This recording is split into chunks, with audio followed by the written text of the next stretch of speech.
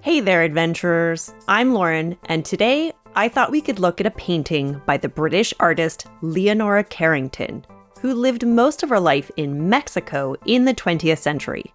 Let's try to look really closely at this one painting she made around 1937.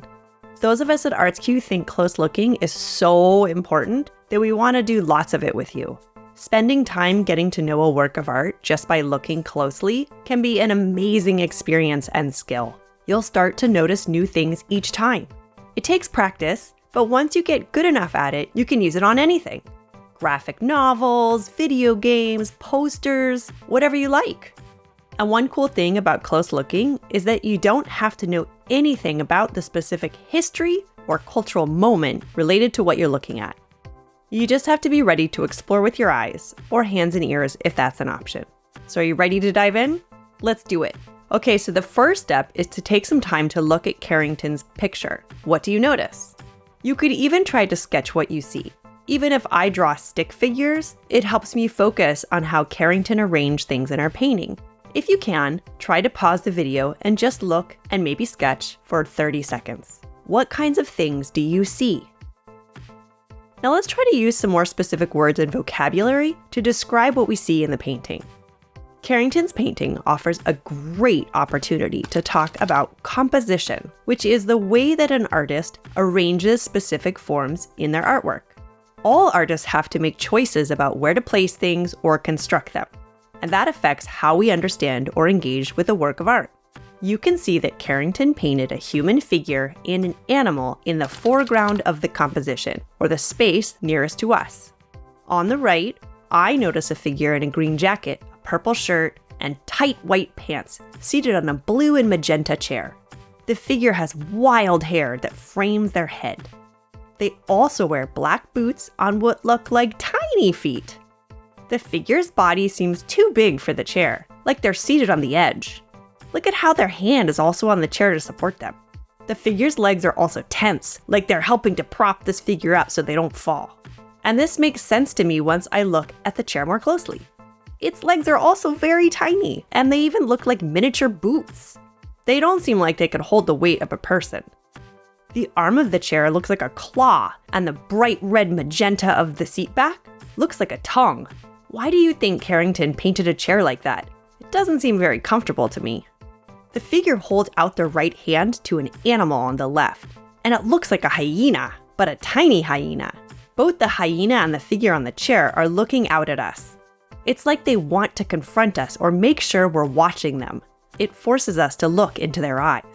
The hyena is striped, and you'll notice that it looks like it's a female hyena that's probably nursing babies. Female hyenas can be really aggressive, so why is this figure holding out a hand to this wild animal? Does it mean the hyena is tame?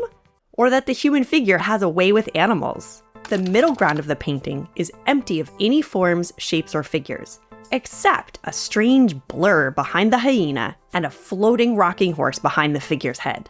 I always find this blur very unsettling. Why would Carrington intentionally make this blur? Is it a dust cloud? Is it because the hyena ran really fast and left behind a stream of dust? Did Carrington smear something? Is it something else? And what about that floating rocking horse? I see it as both close to the foreground, but also floating behind the figure in the middle ground. It's a large white horse rocking chair, so why is it floating?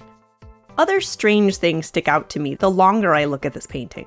The hyena, the figure, and the rocking horse all cast deep shadows, though in different directions. The hyena and the human figure shadows seem to be cast from a bright light behind them, but the horse's goes in the opposite direction against the wall.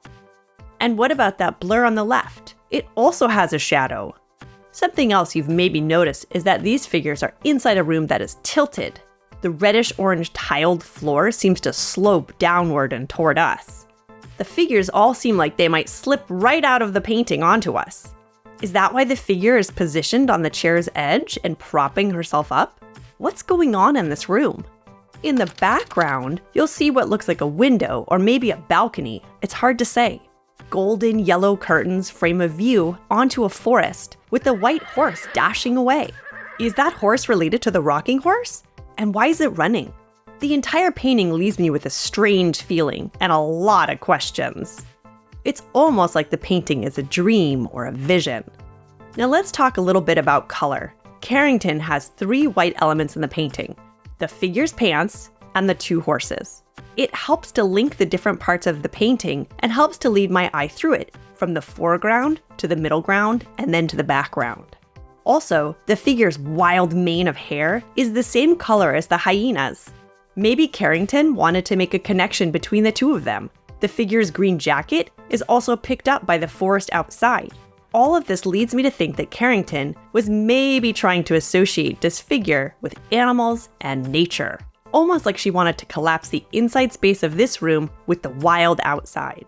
So there you have it. You now have at least a few building blocks to take your first steps to close looking.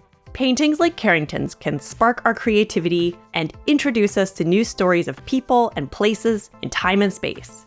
I bet some of you have a lot of lingering questions about what exactly she painted here and why, and that's fantastic. We'll try to dig into the specific historical moment of this painting in a future video, such as why Carrington once wrote a story about a young girl who often went to the zoo, and the animal she got to know best was a young hyena, and who taught her its own hyena language.